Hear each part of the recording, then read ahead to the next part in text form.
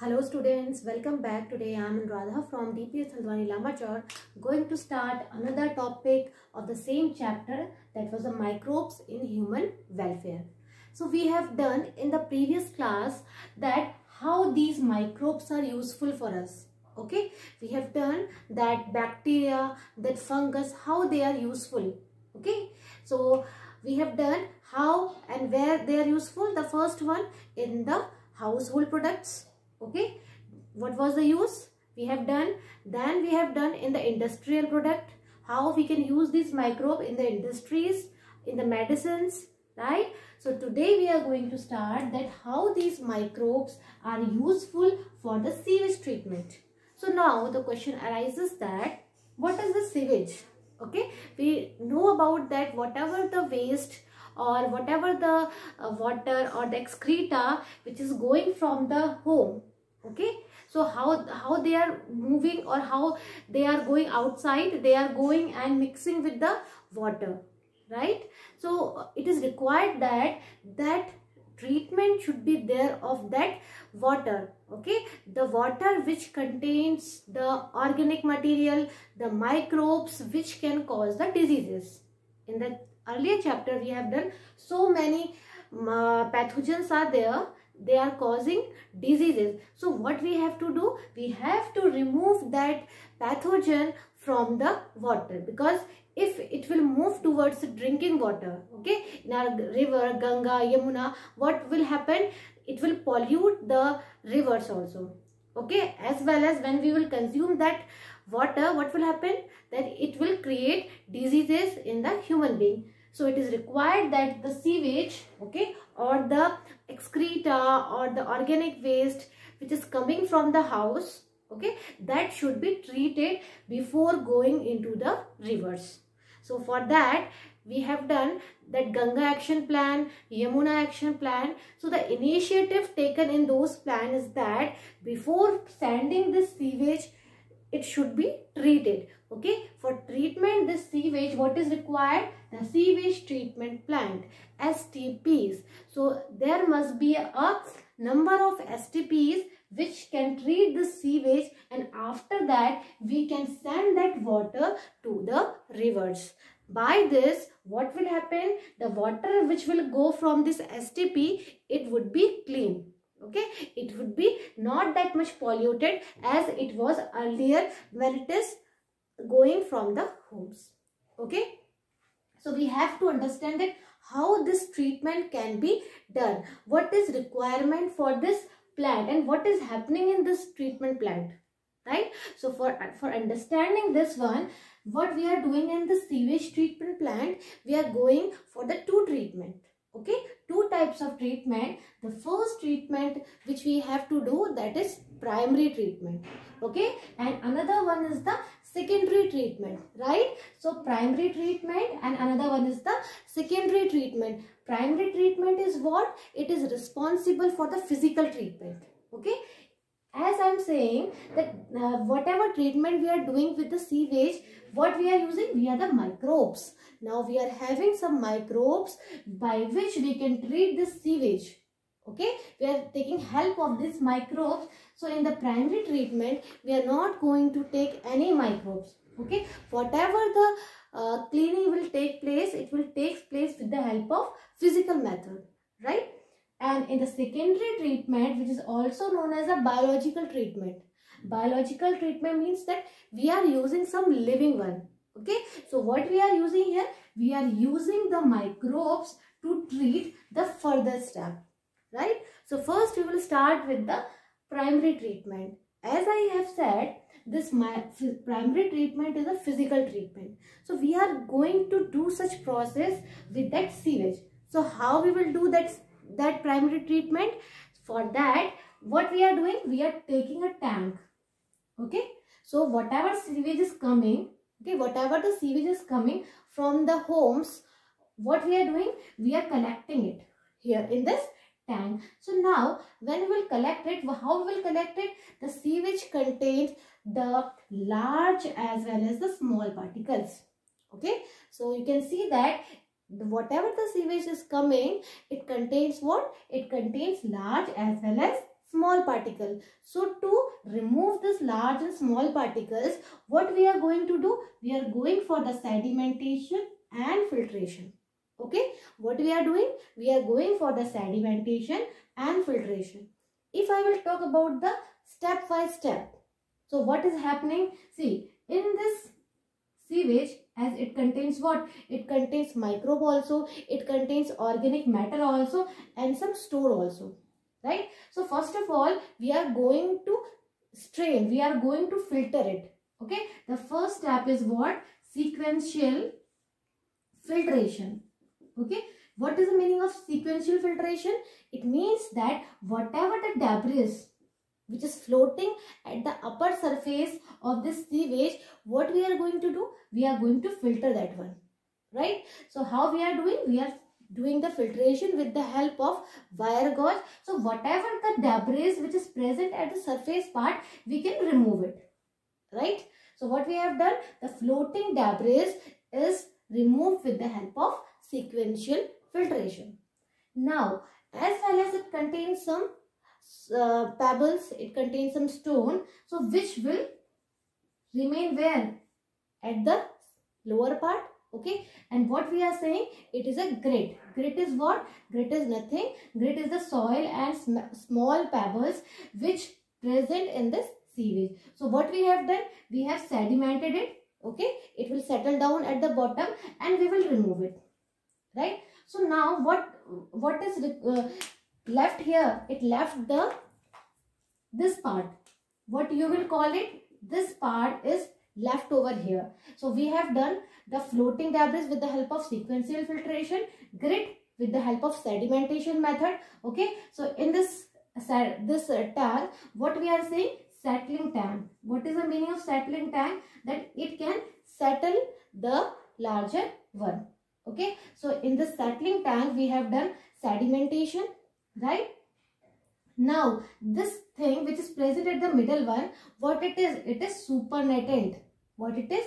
We have written supernatant. What it is? Supernatant, right? So how we will clean this part? Okay, for this we have done filtration, then we have done sedimentation, and this sediment, okay, this sediment which is settled down, initially what you will call it? It is known as the primary sludge. Okay, so it is the primary sludge, right? And this part, okay, and the supernatant which is present here, which is somehow soluble, what you will call it? It is known as the effluent. Got it? So what is effluent? This middle part, sediment which settle down at the bottom, and it is known as the primary sludge. Now what we have to do? We have to send the supernatant. Okay, we have to send the supernatant or effluent into the another tank, right? So whatever the things which we have done here, we have done with a physical method. Okay, so what they said, that whatever effluent we are getting from here, from this tank, we will send this effluent to the secondary treatment, for happening the secondary treatment. Okay, in the secondary treatment, again there will be tank. Okay, again there will be tank in which all the process will take place. Okay, so what we have done? We have sent this effluent in this tank, right? When we will send in this tank, what is required? It is required that there must be a proper air. Why air? Because we are saying whatever the microbes now which is present in this effluent, it should be killed. Okay, what we will do? We will kill this microbe. So how we will kill this microbe? With the help of the bacteria. Okay, what is required here? The bacteria is required to kill this pathogen which is present in this effluent. So how you will kill it? With the help of aerobic bacteria. What it is? Aerobic bacteria. Aerobic bacteria is what? Which kill the organism in presence of oxygen. And from where we can give the oxygen? With the help of air. Okay, so that's why we said this is an aeration tank, because we are providing air here.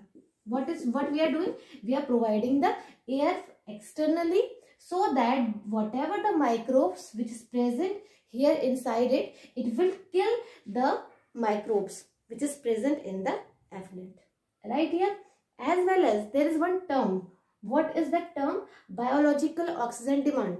I will make you understand here biochemical oxygen demand or the biological oxygen demand, what it is. Right? Before that, what I said, there must be a aeration tank through which we will provide the air in this tank. Now this aeration tank, what it will do? It is providing air as well as it is providing some agitation also. Okay, there must be a proper agitation. When there will be agitation, due to this, what will happen? It will create some of the growth of the microbes. Okay, microbes are what? These bacteria. And what type of bacteria? Aerobic bacteria, which is present only and only in presence of air. Right? So now the thing which is present inside this tank. Okay, if I will draw this one like this one here. Now I have sand. Okay, this is my aeration tank. Here I have provided air. Okay, now whatever the effluent which is coming here in this tank, what is there? Those microbes which will kill the bacteria. Right here. So same thing I have written here. There will be a vigorous growth of these microbes, and these microbes which will settle down. Okay, which will settle down at the bottom now. Which will settle at the bottom, and it is killed by the aerobic bacteria. What you will call it? You will call it flux. Okay, flux is nothing. It is the combination of bacteria and fungi. Okay, and between this one there will be some hyphae of this fungi. That's why it is a combination of bacteria and fungal filament, and this part which is present here, it is known as flux, which will settle down at the bottom. Right here. Now these microbes, okay, these microbes consume the major part of organic matter. So whatever the major part of organic matter is present, it will be consumed by the bacteria here, right? And it will reduce the BOD of effluent. Now it is a effluent, and what is the meaning of this BOD? I will explain you. BOD is what? It is a measurement that how the water is polluted or how the water contains the organic matter. If I will talk about the effluent, okay, which contains more organic matter or the microbes, what is required? It requires more oxygen demand. Okay, what I am saying? If the water contains more microbes, okay, more the microbe which is not good for the water, it requires more oxygen. Why? Because to uptake or to eat that microbes, right? That's why the biological oxygen demand of the sewage will be high, and as we are sending more microbes, what microbes? Aerobic microbes, it will eat more and more disaster microbes which is present in the effluent. Due to that, what will happen? The biological oxygen demand will get reduced. Okay, initially when water is polluted, it is increased. When it will undergo cleaning, the biological demand, oxygen demand will get reduced. Why? Because now there is no such need of oxygen, because already they have eaten the microbes. Okay, here I am talking about the microbes, good one as well as bad one. Good one is polluting the water, and bad one is the one which polluting the water, and the good one which is eating the bad one, right? So what will happen? Due to this, the effluent, what I said, this part is effluent which is present inside this one, so the BOD of this one will get reduced, and this is our objective. Due to the reduction of this BOD, the water get more purified. Okay, now this effluent into the settling tank, as I have said, it is a settling tank, right? So why settling tank? Because these flux are settled down. Now what is required? This flux should be removed also from this water. Why? Because we have to remove all the bacteria, we have to remove all the microbes from the effluent. So what I have said, effluent in the settling tank are allowed to settle bacterial flux. Okay, now what we are saying, these are the bacterial flux and also known as the activated sludge.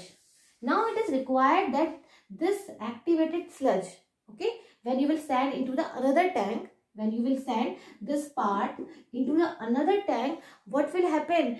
It is required that these bacteria should be removed out, and right now it is known as what? It is known as activated sludge. Okay, and before that I have done what type of sludge? Primary sludge.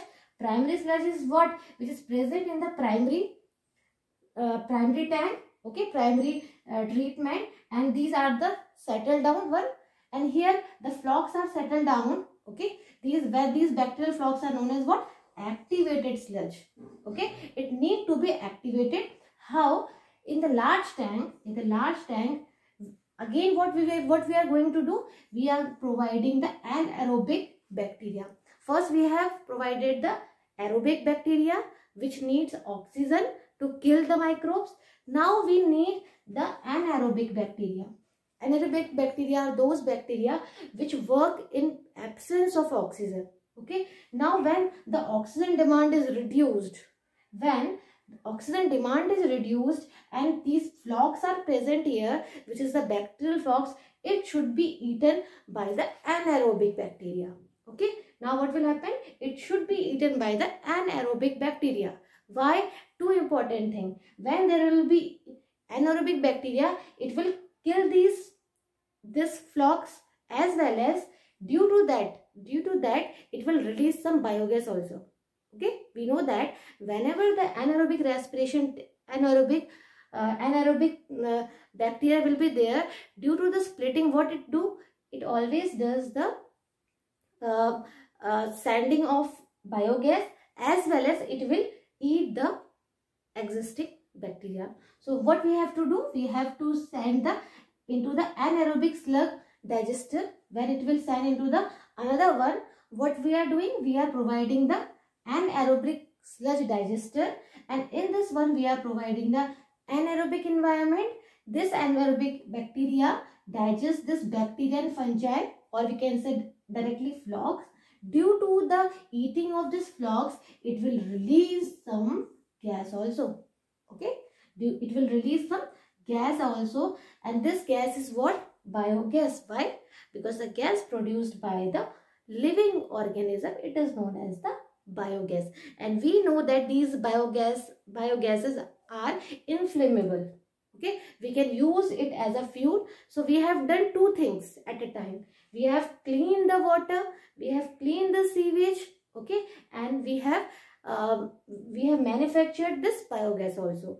Okay, and these biogas we can use for our purposes, and after treatment of the sewage, the water which will left over, we can send it to the rivers.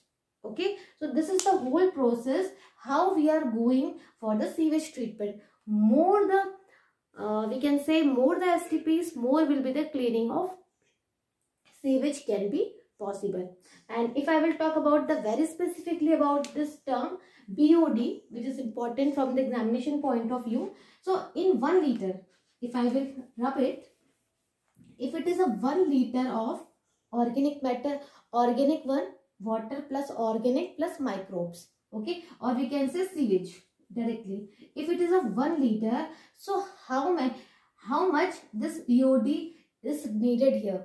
Okay, how much BOD is needed here to kill the bacteria which is present in 1 liter of it? Okay, as initially the organic or the pathogen will be high, the BOD will be high. Okay, the requirement of oxygen will be high. As it will get cleaned by this aerobic bacteria, the BOD will get reduced. So directly we can say more the BOD, it means that more the polluted, and less the BOD, less the polluted and clean water. And this is the objective here in this one, and we have used these aerobic microbes and anaerobic microbes which are important in the sewage treatment, right?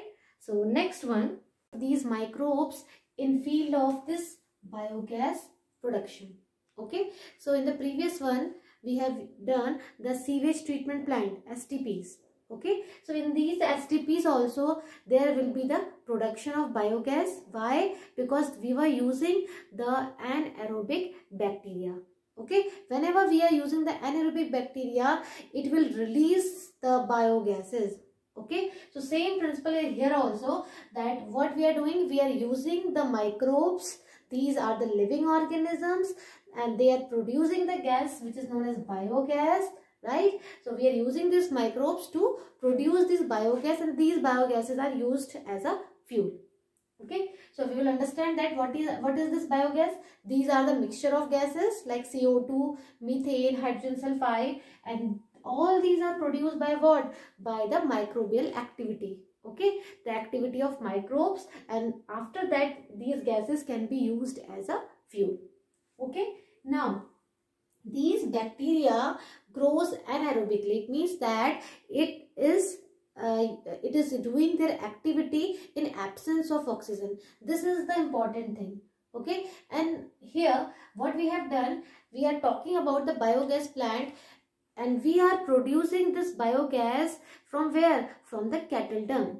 How? Because we know that some of the bacteria, these and type of anaerobic bacteria is present in the rumen of the ruminants, okay, or the cattle. So these cattle feed the grasses which contain the cellulose. So along with the cellulosic material, or all the cellulose will not be digested by the cattle. So most of the cellulose as well as in their stomach bacteria is present. It will come outside in form of dung. Okay, so the dung of the cattle contains the cellulosic material, and in this cellulosic material what bacteria will act? Anaerobic bacteria, and these bacteria are present in the stomach, in the rumen, and these are known as what? These are known as the methanogens. Okay, and we know about this one. Okay, what are they? These methanogens are what? Methanogens are the bacteria which is present, and example is methanobacterium of this methanogens. Right, now what will happen, as they will do the excreta, what we are doing, we are collecting this excreta, and this excreta contains these type of bacteria, and they will release the biogas plant. So same thing written here, methanogens, which are the bacteria, and these are the anaerobic sludges. If we'll recall the STPs, in STPs also we are using the anaerobic bacteria, and the anaerobic bacteria is in contact with the sludges, and due to that what it is happening, we are getting the gases, biogases. Same thing here I have written, this anaerobic sludges which is present in the sewage treatment. From there also we are getting the biogas, and another one is the rumen of the cattle, because rumen of the cattle contains the methanogens. Okay, and these are the anaerobic bacteria. Now the excreta of cattle, it is known as gobar, and the gases which we are getting here, the methanogens bacteria is present, it is known as the gobar gas. Okay, now we will talk about this biogas plant. Now whole of this thing, how it will work. So we will understand the working of this biogas plant, right? So how this biogas plant work, what we have to do, first we have to dig the tank, okay, which should be of 10 to 15 feet deep. Okay, 10 to 15 feet deep tank should be there. Okay, this tank, and we will provide this bio waste which we are collecting from the cattle, and we will provide that one into this tank. Before that we have a tank here also. This tank contains what? This tank contains slurry. Slurry is what? The dung. Okay, the dung which we are getting from the cattle and the water. The mixture of these two, it will form the slurry. Right, so we will form the slurry here in this tank, and we will provide the slurry here, okay, in this tank which we have dig here, right, and it contains bacteria. This contains what? Bacteria. Why? Because the dung contains what type of bacteria? Anaerobic bacteria, methanobacterium is present. Due to the activity of this microbial one, due to the activity of this anaerobic microbes, what will happen? They will digest it. Okay, they will digest it. That's why we have said a digester, right? So due to this, what will happen? You will see that one ring-like structure will also be there. Okay, the first step we have dig this tank here, right? One by one we'll understand. Then what we have done, we have collect the bio waste and form the slurry, and we have sent the slurry into this tank, right? Above this tank you can see that floating cover is present. This floating cover represent that how the gas will evolve. As the activity of bacteria will take place here, this ring or this cover will get rise up.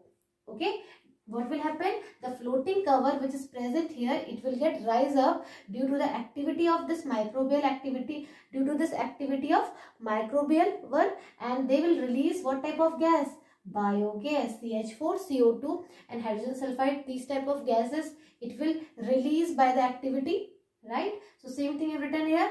The floating cover will get raised up as the gas is produced due to this activity. Then now these gases should be provided to the people or to the nearby areas. So there must be a outlet pipe also. This outlet pipe is connected to the nearby areas, and this gas can be provided to those people. So plant has an outlet, okay, and these pipes are supplying the biogas to the houses. Okay, so this is whole about the biogas, we can say biogas production. Now whatever the things which will be here, okay, the sludge we will get after the formation of this biogas, it will be moved towards the another tank. Okay, now this can be used as what? We will use this one also as a manure.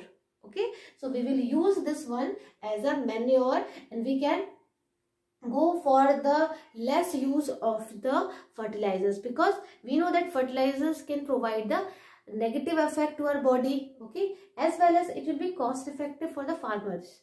Why? Because they have to use less amount of fertilizers as they can substitute with this manure. Okay, and we can go for the organic farming also with the help of such type of activity. So spent slurry, whatever we are getting here, it should be removed and sending to the another outlet, and it can used as a manure.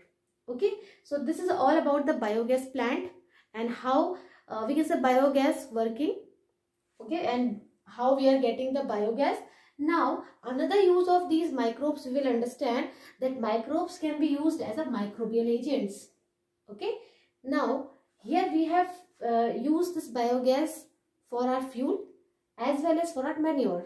Okay, now we will use these microbes, some different microbes for use, for we can substitute the fertilizers or pesticides, because we know that farmers are using so much pesticides and these insecticide to kill the pathogen. Okay, those pathogen which is causing disease to the plant. So what is required? We should adopt that much technique. Okay, we should adopt that much technique so that we can kill this bacteria, this insect or pest without any harm.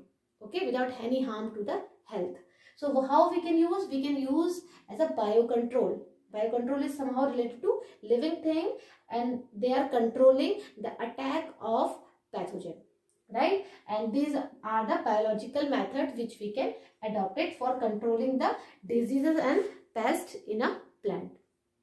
Okay, some examples given in your book, that is ladybug, then dragonflies. These are the insect which are helping the farmers, okay, which are helping to the people for the attack of aphid and mosquito, because aphid is also a very disaster one pest. Okay, it can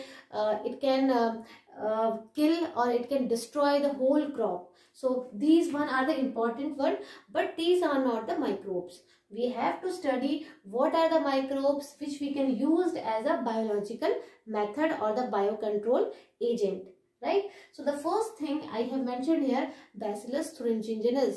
Okay, Bacillus thuringiensis is what? It is a bacteria. Okay, we are using this bacteria. Why? Because this bacteria contain the cryogenes. For example, this is a bacteria and it contains what type of gene? Cryogene, right? And this cryogene is what? This is toxic. This one is toxic, but this toxic one is present in form of what? In active form.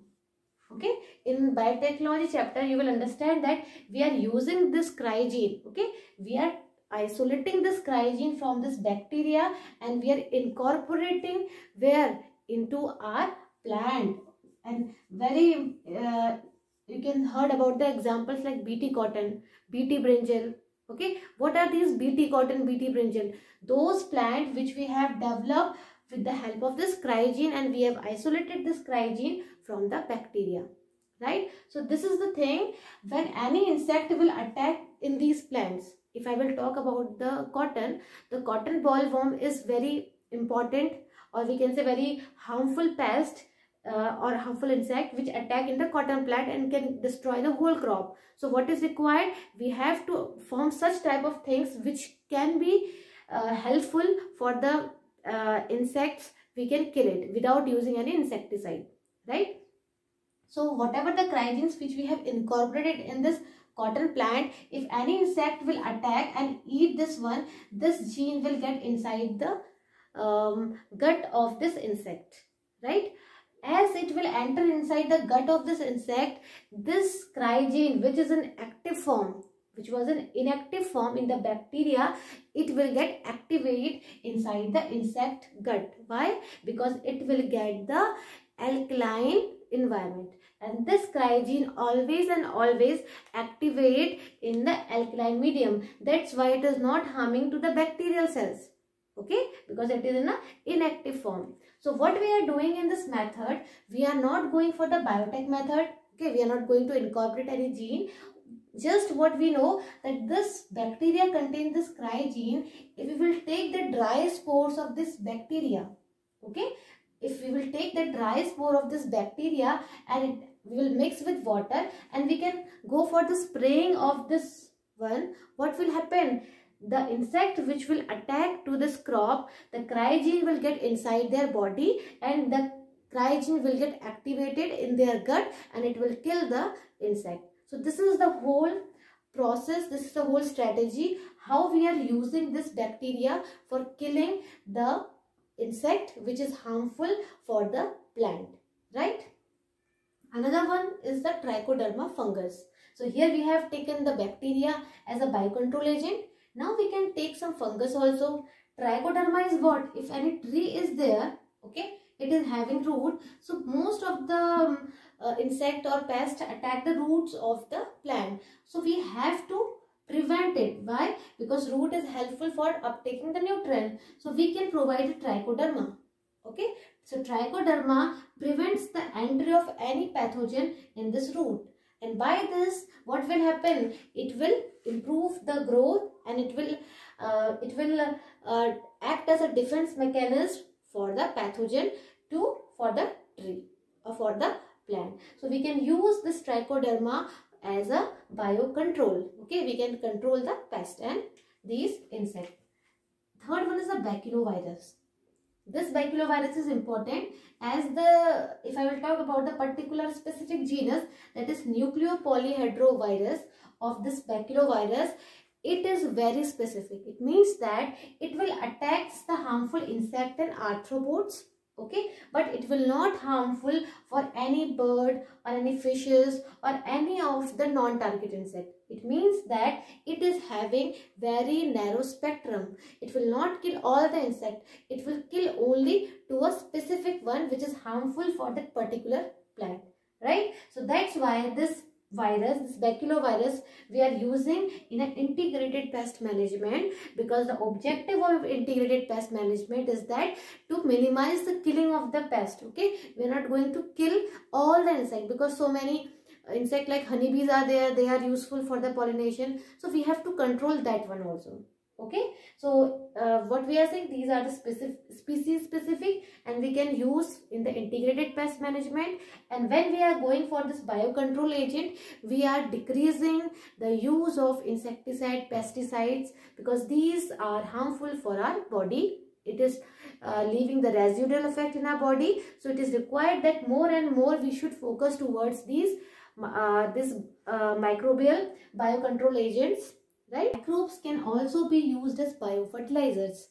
Already we have done different use of these microbes in our household activities, in our industries, okay, in a sewage treatment plant, in our production of biogases as a biocontrol agent. Now the last use which we are going to do here as a biofertilizers. We know that we are using fertilizers for what? To increasing the nutrients in a plant, okay, to provide the proper nutrient in a proper time, like we are using the NPK, okay, in a proper ratio, that is nitrogen, phosphorus, potassium. This much nutrient is required for any plant to grow, okay, or to provide a fertility to the soil. What we are providing? Such type of fertilizers, right? So it is required that why shouldn't we substitute our fertilizers with the biofertilizers? Bio is what? Living, okay. When we are substituting with the living microbes, okay, because we know that we are having different microbes we can use as a fertilizers. These are biofertilizers. So one by one we will understand that what can be the example. So same thing, this biofertilizers are what? They are enriching the nutrient and increasing the quality of the soil, as it is providing proper nitrogen, phosphorus and potassium. So why shouldn't we provide this nitrogen in a natural way? So for that we will understand that bacteria as a biofertilizers, okay. Some of the bacteria in our environment is present which can act as a biofertilizers. How? We know very common rhizobium bacteria. Rhizobium bacteria is present where?